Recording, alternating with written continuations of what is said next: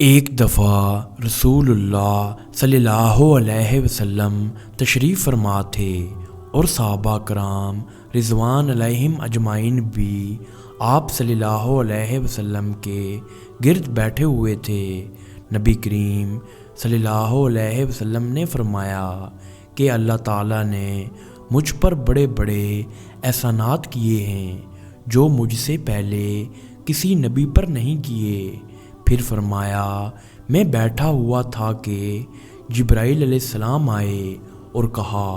اے رسول اللہ صلی اللہ علیہ وسلم، اللہ تعالیٰ حکم دیتے ہیں کہ میں نے آپ صلی اللہ علیہ وسلم کے پاس اپنی کتاب بھیجی اور اس کتاب میں ایک صورت ایسی بھیجی ہے کہ اگر وہ صورت تورات میں ہوتی تو حضرت موسیٰ علیہ السلام کی امت میں سے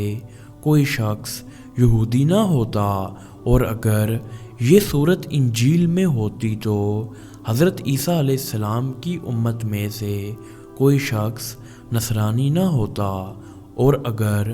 یہ صورت زبور میں ہوتی تو حضرت داؤد علیہ السلام کی امت میں سے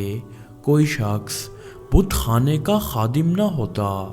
یہ صورت میں نے قرآن میں اس لیے اتاری ہے کہ آپ کے امتی اس صورت کی تلاوت کی برکت سے قیامت کے روز دوزخ کے عذاب سے اور قیامت کی ہولناکیوں سے بچ جائیں۔ جبرائیل علیہ السلام نے مزید فرمایا